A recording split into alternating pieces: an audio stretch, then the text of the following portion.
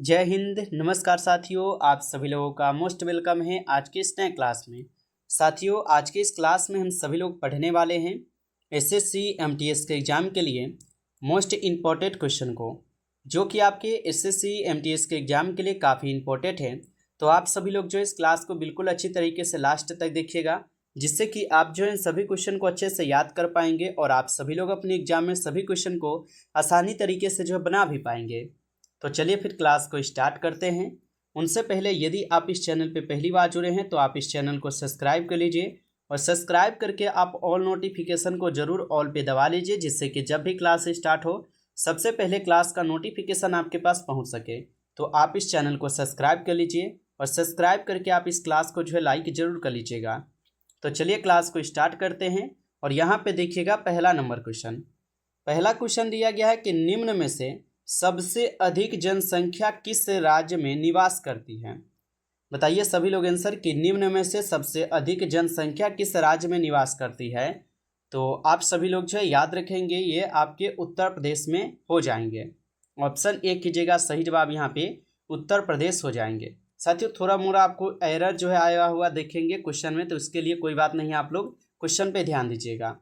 Question है यहाँ पे कि निम्नलिखित में से सर्वप्रथम विष्णु की खोज किसने की थी।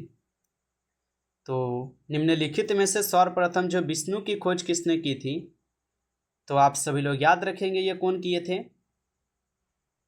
तो यहाँ पे 2 नंबर क्वेश्चन का सही जवाब ऑप्शन यहाँ पे आप लोग का सी हो जाएंगे, याद रखिएगा आप सभी लोग।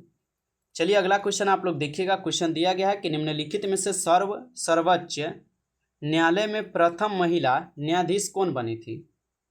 तो निम्नलिखित में से सर्वोच्च न्यायालय में प्रथम महिला न्यायाधीश कौन बनी थी, तो आप सभी लोग याद रखिएगा यह कौन हो जाएंगे, तो एम फातिमा बीबी जी हो जाएंगे। ऑप्शन ए यहाँ पे बिल्कुल सही जवाब है, एम फातिमा बीबी जी।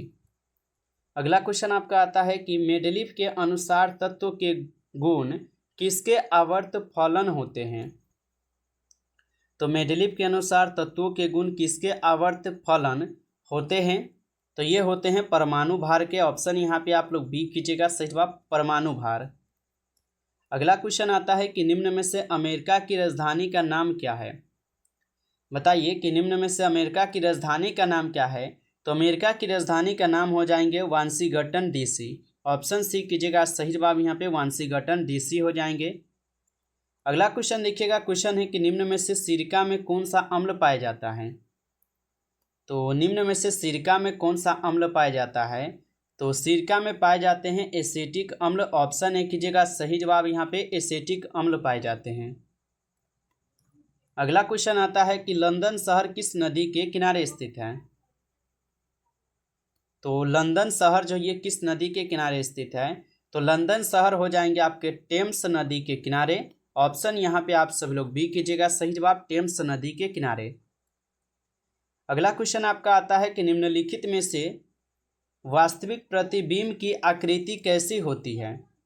दोस्तों, हर एक क्वेश्चन इंपॉर्टेंट क्वेश्चन है, इनको आप अच्छे से ज़रूर याद कर लीजिएगा, क्योंकि आपके पेपर में 100% यहाँ से क्वेश्चन आएंगे। बिल्कुल अच्छे से याद कर लीजिएगा इनको। निम्नलिखित में से वास्तविक प्रतिबिंब की आकृति कैसी होती है, तो याद रखिएगा उल्टा होती है। ऑप्शन ए जो है यहाँ पे इस क्वेश्चन का सही जवाब है उल्टा। अगला क्वेश्चन आता है कि निम्नलिखित में से कन्नड़ भाषा किस राज्य से जो है ना संबंधित है। तो निम्नलिखित में से कन्नड़ भाषा किस राज्य से संबंधित है, तो याद रखेंगे आप सभी लोग, ये हो जाएंगे किस राज्य से, तो यह हो जाएंगे कर्नाटक राज्य से। ऑप्शन सी सही जवाब है कर्नाटक राज्य। अगला क्वेश्चन आता है कि गोबर गैस में सर्वाधिक कौन सी गैस होती है।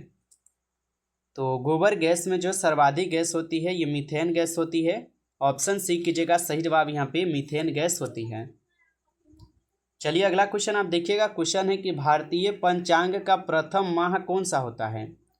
चलिए लगाइएगा आंसर आप लोग कि भारतीय पंचांग का जो यहाँ पे प्रथम माह होता है कौन सा होता है, तो ये आपके चैत्र होते हैं। जिनका भी ऑप्शन ए है उनका सही जवाब है चैत्र होता है, आप सभी लोग याद रखेंगे। चलिए आगे देखिएगा। आपका यहाँ पे क्वेश्चन आता है। क्वेश्चन है कि नींबू के रस का पीएच मान लगभग कितना होता है।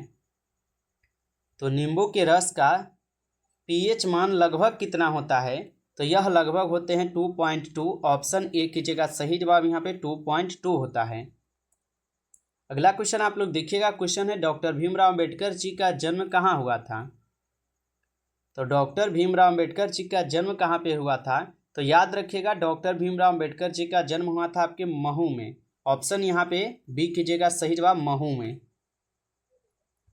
आगे देखिएगा, यहाँ पे क्वेश्चन आता है कि निकट दृष्टि दोष वाले व्यक्ति के चश्मे में कौन सा यहाँ पे लेंस लगा होता है। यहाँ पे हालांकि चश्मा नहीं लिखा पाया है, तो चश्मा याद रखेंगे। तो निकट दृष्टि दोष वाले व्यक्ति के चश्मे में कौन सा लेंस जो है लगा होता है, तो इसमें अवतल लेंस लगे होते हैं। आप लोग अच्छे से याद रखिएगा, अवतल लेंस। अगला क्वेश्चन आपका आता है, निम्नलिखित में से रसलीला लोक नृत्य किस राज्य से संबंधित है। तो निम्नलिखित में से रसलीला लोक नृत्य किस राज्य से संबंधित है, उत्तर प्रदेश से लगा दीजिएगा। उत्तर प्रदेश इस क्वेश्चन का सही जवाब है। अगला क्वेश्चन आता है, निम्नलिखित में से लखनऊ किस नदी के किनारे स्थित है। तो निम्नलिखित में से लखनऊ जो ये किस नदी के किनारे स्थित है, तो लखनऊ स्थित है आपके गोमती नदी के किनारे। ऑप्शन यहाँ पे आप लोग बी कीजिएगा, सही जवाब गोमती नदी। अगला क्वेश्चन आता है, किस वैज्ञानिक ने परमाणु सिद्धांत की खोज की थी। बताइए आप लोग कि किस वैज्ञानिक ने परमाणु सिद्धांत की खोज की थी। तो परमाणु सिद्धांत की खोज की गई थी आपके जॉन डाल्टन के द्वारा। ऑप्शन सी सही जवाब है, जॉन डाल्टन के द्वारा। अगला क्वेश्चन आता है, अंतर्राष्ट्रीय महिला दिवस जो है कब मनाया जाता है। बताइए कि अंतर्राष्ट्रीय महिला दिवस कब मनाया जाता है। तो अंतर्राष्ट्रीय महिला दिवस मनाई जाती है 8 मार्च को। ऑप्शन सी कीजिएगा, सही जवाब 8 मार्च को।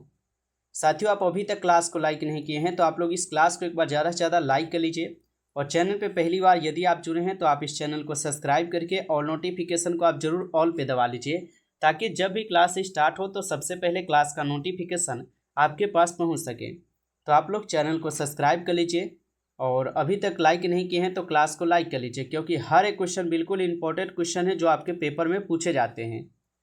चलिए अगला देखिएगा, क्वेश्चन यहाँ पे है कि सोलर सेल बनाने के लिए किस धातु का उपयोग किया जाता है। तो सोलर सेल बनाने के लिए किस धातु का उपयोग किया जाता है। तो सोलर सेल बनाने के लिए सिलिकॉन धातु का उपयोग होता है। ऑप्शन ए कीजिएगा, सही जवाब। अगला क्वेश्चन आता है कि निम्नलिखित में से रिकेटस रोग किस विटामिन की कमी से होता है। तो निम्नलिखित में से रिकेटस रोग जो ये किस विटामिन की कमी से होता है, तो ये आपके विटामिन डी की कमी से होते हैं। ऑप्शन यहाँ पे आप लोग डी कीजिएगा, यहाँ पे बी कीजिएगा, सही जवाब याद रखेंगे। आगे यहाँ पे क्वेश्चन आता है, ऊतकों के अध्ययन संबंधित विज्ञान को क्या कहा जाता है। तो ऊतकों के अध्ययन संबंधित विज्ञान को क्या कहा जाता है, तो ये इनको कहा जाता है हिस्ट्रोलॉजी। ऑप्शन सी यहाँ पे सही जवाब है, हिस्ट्रोलॉजी बोला जाता है। चलिए आगे देखते हैं, अगला क्वेश्चन आप सब लोग देखिएगा। क्वेश्चन दिए गए हैं कि निम्नलिखित में से हॉकी का जादूगर किसे कहा जाता है। बताइए आप सभी लोग कि निम्नलिखित में से हॉकी का जादूगर किसे कहा जाता है। तो हॉकी का जादूगर कहे जाते हैं मेजर ध्यानचंद जी को। ऑप्शन यहाँ पे आप लोग बी कीजिएगा, सही जवाब। अगला क्वेश्चन आता है यहाँ पे कि लोहे पर जंग लगना किस उदाहरण का होता है। तो लोहे पर जंग लगना ये किसका उदाहरण होता है, तो याद रखेंगे लोहे पर जंग लगना जो है ये ऑक्सीकरण का उदाहरण होता है। ऑप्शन बी सही जवाब है। आगे क्वेश्चन है कि निम्नलिखित में से कोलेरू झील किस राज्य में स्थित है। तो निम्नलिखित में से कोलेरू झील किस राज्य में स्थित है, तो ये आपके आंध्र प्रदेश में है। ऑप्शन डी कीजिएगा, सही जवाब आंध्र प्रदेश। अगला क्वेश्चन है कि निम्नलिखित में से किस में सर्वोच्च विशिष्ट ऊष्मा का मान होता है। तो निम्नलिखित में से किस में जो है सर्वोच्च विशिष्ट ऊष्मा का मान होता है, तो ये पानी में होते हैं। ऑप्शन यहाँ पे आप सभी लोग बी कीजिएगा, सही जवाब पानी में। चलिए आगे बढ़ते हैं, अगला क्वेश्चन आप लोग देखिएगा। यहाँ पे क्वेश्चन दिए गए हैं कि निम्न में से कुकी जनजाति किस राज्य में जो है निवास करती है। बताइए कि निम्न में से कुकी जनजाति किस राज्य में निवास करती है, तो ये निवास करती हैं नागालैंड में। ऑप्शन आप लोग सी कीजिएगा, यहाँ पे सही जवाब नागालैंड। चलिए अगला क्वेश्चन आप लोग देखिएगा। क्वेश्चन है कि निम्नलिखित में से किसे भविष्य का ईंधन कहा जाता है। तो निम्नलिखित में से किसे जो है ना भविष्य का ईंधन कहते हैं, तो भविष्य का ईंधन कहा जाता है हाइड्रोजन को। ऑप्शन यहाँ पे आप सभी लोग ए कीजिएगा, सही जवाब हाइड्रोजन को। अगला क्वेश्चन आप सब लोग देखिएगा। क्वेश्चन है कि हुड्रू जलप्रपात किस राज्य में स्थित है। तो हुड्रू जलप्रपात जो है ये किस राज्य में स्थित है, तो याद रखिएगा हुड्रू जलप्रपात हो जाएंगे झारखंड राज्य में स्थित। ऑप्शन ए सही जवाब है, झारखंड राज्य में। अगला क्वेश्चन आता है कि निम्नलिखित में से हीमोग्लोबिन किस में पाया जाता है। बताइए कि निम्नलिखित में से हीमोग्लोबिन किस में पाया जाता है। तो हीमोग्लोबिन पाए जाते हैं लाल रक्त कोशिकाओं में। ऑप्शन यहाँ पे आप लोग का बी सही जवाब है, लाल रक्त कोशिकाओं में। नमस्कार साथियों, इस क्लास में कुल 30 क्वेश्चन थे जो कि काफ़ी इंपॉर्टेंट और सेलेक्टेड क्वेश्चन ये सभी क्वेश्चन लिए गए थे, जो आपके एसएससी एमटीएस के एग्जाम में 100% यहाँ से प्रश्न देखने को मिलेंगे। तो यदि आपको ये क्लास अच्छा लगा है तो आप इस क्लास को जाने से पहले लाइक कर लीजिए। चैनल पे पहली बार यदि आप जुड़े हैं तो आप चैनल को सब्सक्राइब करके और नोटिफिकेशन को दबा लीजिए, क्योंकि आपके एसएससी एमटीएस के एग्जाम के लिए बिल्कुल इंपॉर्टेंट और सेलेक्टेड क्वेश्चन यहाँ पे मिलेंगे जो आपके एग्जाम में 100% पूछे जाएंगे। तो चलिए फिर मिलते हैं आपसे एक नई टॉपिक के साथ नेक्स्ट क्लास में। तब तक के लिए जय हिंद, जय भारत।